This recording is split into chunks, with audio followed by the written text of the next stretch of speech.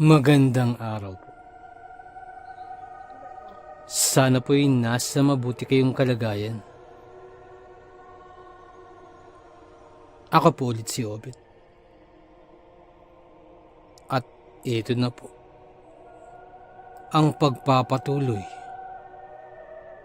ng kwento ni Pinggoy.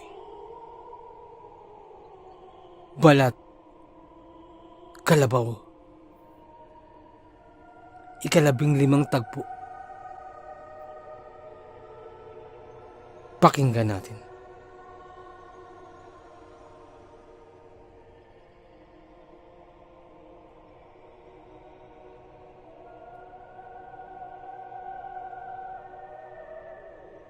Kahit anong mangyari, kinakailangan kong makita si Abel.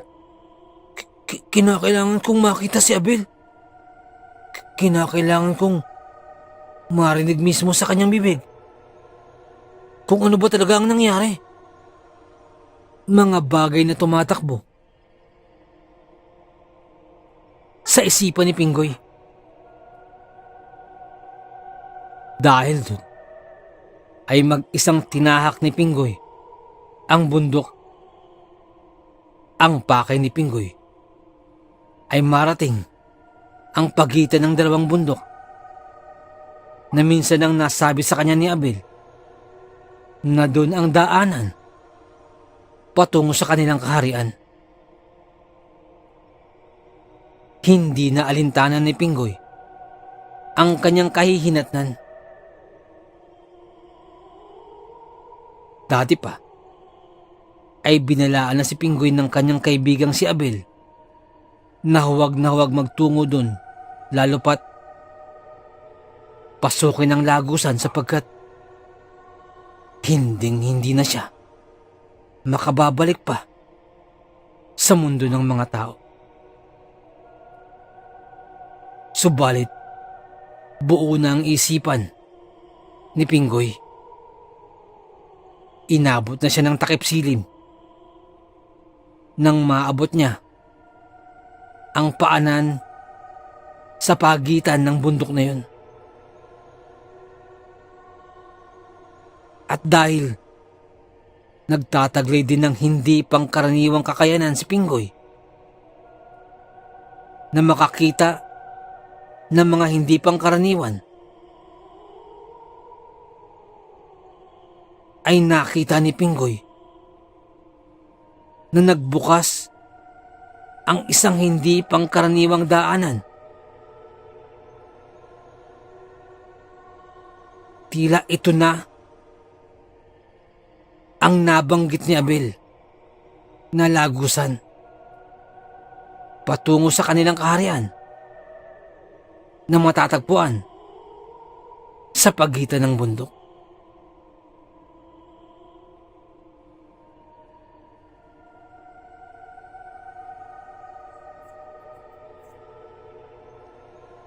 Naglalaban na ang araw at dilim nang maabot ni Pinggoy ang paanan ng bundok.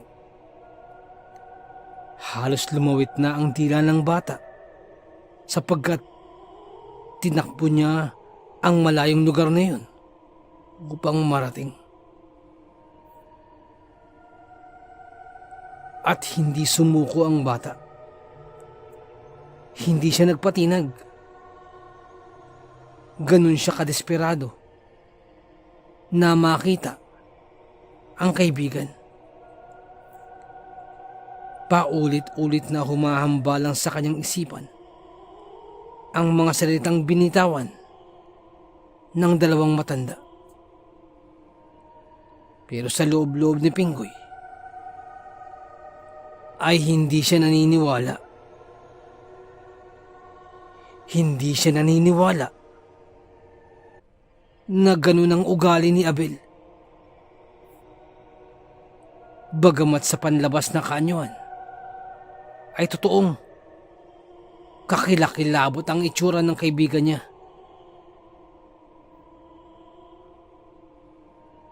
Pero ni minsan ay hindi siya nito pinakitaan ng hindi maganda. Bagkus ay ipinagtatanggol pa siya ni Abel mula sa mga mapang-aping bata. At hindi niya lamang ito nasaksihan. Makailang beses niya itong naranasan. Ipinagtanggol siya ng kaibigan. At iyon nga din ang dahilan kung bakit sila naging magkaibigan. Kung kaya't suntok sa buwan para kay Pinggoy ang mga sinasabi ng dalawang matanda. Subalit, nais pa rin itong marinig ng bata mula mismo kay Abel. Subalit, kay Abel ay buo ang tiwala ni Pinggoy. Ngunit, paano naman ang mga ibang kalahi ni Abel? At baka dahil nasaktan ng husto si Abel, ay ipinaghihiganti ng mga ito ang nangyari kay Abel.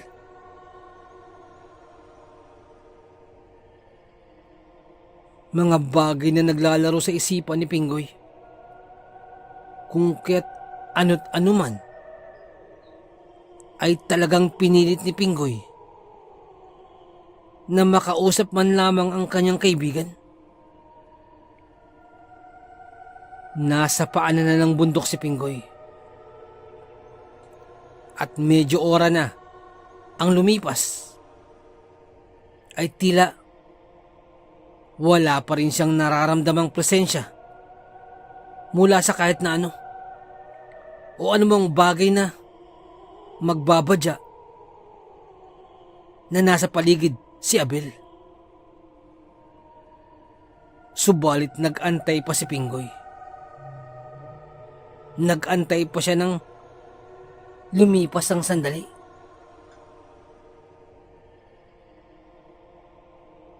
At hindi na nakatiis si Pinggoy.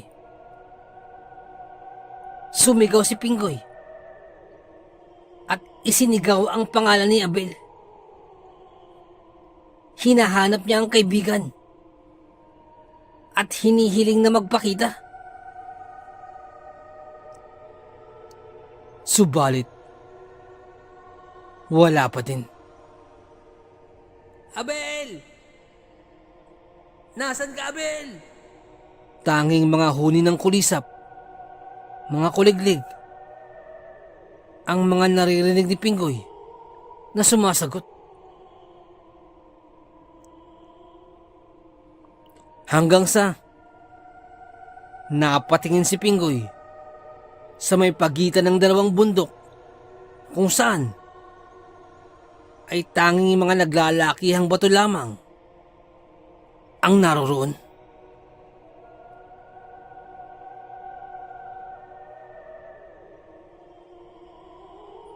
Paano kaya naging daanan yung pagitan ng bundok na yan? Sambit pa ni Pinggoy sa kanyang isipan. Nakatingin lamang dun si Pinggoy at hindi niya na namamalayan na tila umaandar na ang oras. Wala pa din si Abel. Wala pa rin ang kanyang kaibigan. Naglakad-lakad pa si Pinggoy upang magpalipas ng oras. At nang makalapit pa sa pagitan ng bundok si Pinggoy, ay sumigaw muli ang bata. Isinigaw niyang muli ang pangalan ni Abel. Abel! Ako to, si Pinggoy! Magpakita ka sa akin! May tatanong lamang ako! Paulit-ulit na sigaw ni Pinggoy. Gumagaralgal na ang boses ng paslit sa kakasigaw at umaasa pa rin maririnig yun ng kaibigan. Subalit, wala pa din. Tanging alingaw-ngaw lamang ang nakakarinig sa kanyang tinig.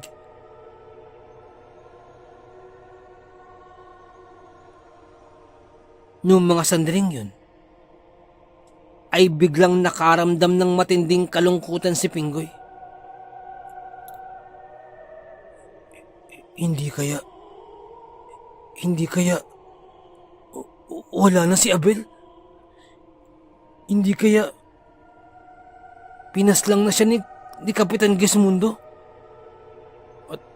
At ang dahilan kung bakit nagkaroon ng karamdaman si Kapitan ay dahil sa nangyari kay Abel? Mga katanungan ni Pinggoy.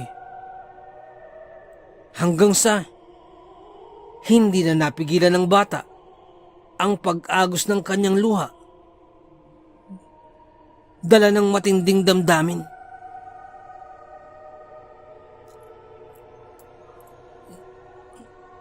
Hindi ako naniniwala. Hanggat hindi ko nakikita si Abel. Hindi ako naniniwala na wala na ang aking kaibigan. Sambit pa sa sarili ni Pinggoy. Subalit patuloy ang pagtangis ng bata. Hindi matanggap ang mga bagay na sumasagi sa kanyang isipan.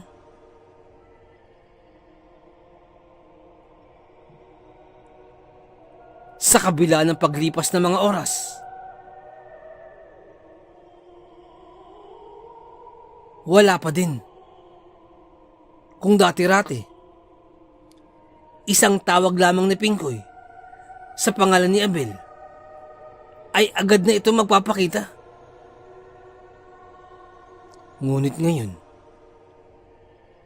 ay makailang beses na siyang tumawag. Subalit, wala pa din. Hanggang sa napalugmok na lamang ang bata sa lupa at patuloy sa pag-iyak.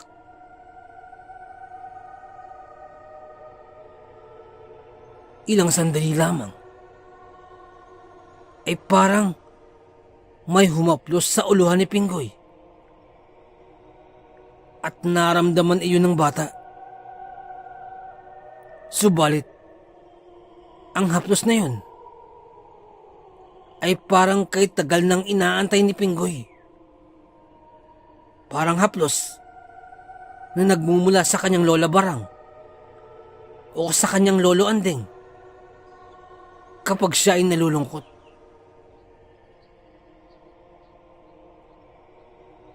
At ang haplos na yun ay matagal nang pinananabikan ni Pinggoy. Kagyat namang nagbigay ng kagaanan sa mabigat na dibdib ni Pinggoy ang haplos na yun. At dahil dun, ay napatingala si Pinggoy at tiningala kung sino ang humaplos sa kanyang uluhan. Pagkatingala ni Pinggoy, ay bigla siyang nagulat sa kanyang nakita. Ang humahaplos sa kanyang uluhan at buhok ay isang napakagandang babae. Napakaamo ng kanyang mukha. Napakatangos ng ilong neto na parang nililok, na parang sa isang rebulto. Maninipis ang labi. Nagtataglay ng mahahabang pilik mata. At bukod pa riyan, nagliliwanag ang mukha nito na parang may kakaibang sinag ang bumabalot dito.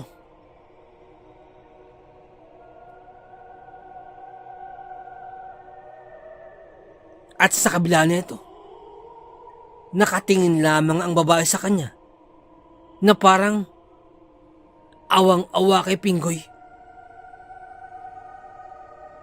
Sinasapo ng babae ang uluhan ng bata. Tumahan ka na, Pinggoy. Tahan ka na. Parang naulinagan ni Pinggoy na nagsalita ang babae. Subalit, hindi niya nakitang bumuka man lamang ang bibig nito. Ngunit sapat na yun upang maibsan ang kalungkutang nararamdaman ni Pinggoy ng mga sandaling yun. Kasunod nun, tumingin ang babae sa pagitan ng bundok. Nang ilang sandali lamang, ay tila tumigil ang pag-ihip ng hangin sa paligid. Maging ang mga paghuni ng mga kulisap ay tumigil. Pati ang mga huni ng ibon ay nagsipagtahimikan. At sa ilang saglit lamang ay parang tumigil sa pag-inog ang mundo. At dahan-dahan ay tila nakita ni Pinggoy na parang nagkaroon ng yungib sa pagitan ng dalawang bundok, na parang sa isang daanan. Mukhang nagbukas ang lagusan. Agad na papunas ng kanyang luha si Pinggoy. At muling tumayo ang bata. At saka naglakad. At tinahak ang nagbukas na lagusan. Habang tinatahak ang daan patungo roon, ay napapaisip si Pinggoy. Sa likod ng kanyang isipan ay naaalala pa rin niya ang bilin sa kanya ni Abel, na huwag siyang papasok sapagkat hindi na siya makakabalik pa sa mundo ng mga tao.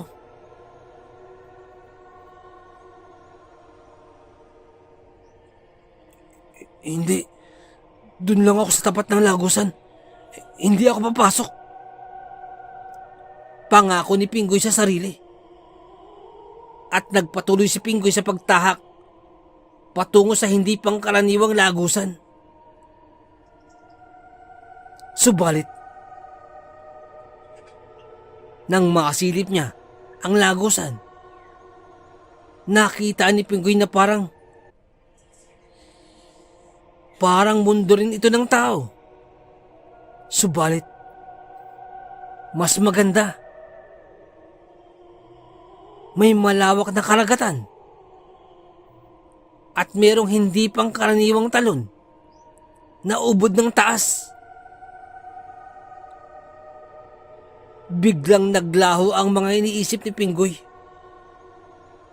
At walang ano-ano ay parang inihahakbang na ni Pinggoy ang kanyang kanang paa papasok ng lagusan.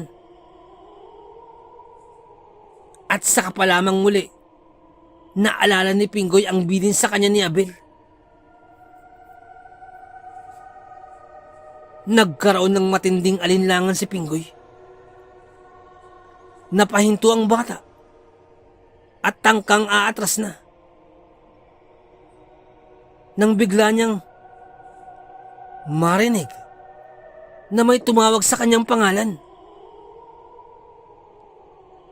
Pagkalingon ni Pinggoy, si Abel. Si Abel ang tumawag sa kanya.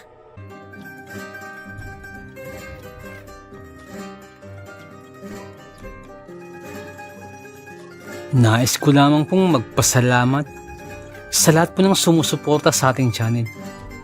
Sa lahat po ng ating mga subscribers, mga listeners, at mga silent listeners po natin. Maraming salamat po. Ganun din po sa ating mga OFW listeners mula po sa iba't ibang bahagi po ng mundo. Maraming salamat. Ganun din po sa mga silent listeners po natin at sa mga listeners po natin mula po sa iba't ibang kapuluan po ng Pilipinas. Maraming salamat po. Sa mga nagpapadala po ng kwento, sobrang salamat po. Sobrang laking pasasalamat po.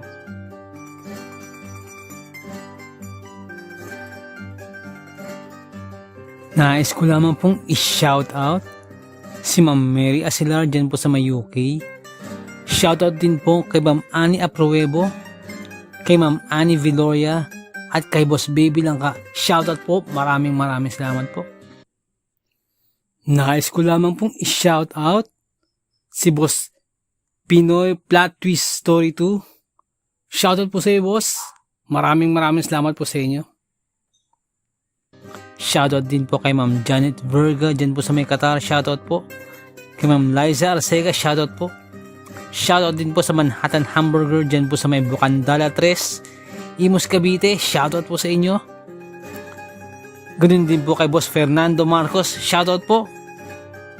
Shoutout din po kay Ma'am Christy Harm dyan po sa may Hamburg, Germany. Shoutout po. Ganun din po kay Tata Estong Nestor Bauyon dyan po sa may London, England. Shoutout po. Kay Boss Jing Fensalida, isa po sa ating mga silent listeners, maraming salamat po. At kay Boss Bobby Gonzales at sa Gonzales family, shoutout po, maraming salamat po, boss. Ganun din po kay Boss Camelo Aroy, shoutout po. Kay Boss Malvin Esquera, boss, shoutout po. Kay Boss Miguel Doris Kibel, shoutout po. Kay Ma'am Imelda Pascua. Kay Ma'am Elizabeth Arnaiz, shoutout po. Kay Ma'am Rosie De Mesa, shoutout po. Kay Boss Haz dyan po sa may Saudi, shoutout po. Salamat din po kay Boss BK, salamat sa milk tea, shoutout sa iyo. At salamat sa suporta, shoutout po. Salamat din po kay Ma'am Eileen Rodriguez, shoutout po ma'am. Sa mga suggestion, maraming salamat po. At sa mga hindi ko po nabanggit, pasensya po muna, pero sa next time po, i-shoutout po natin yan. Maraming salamat po.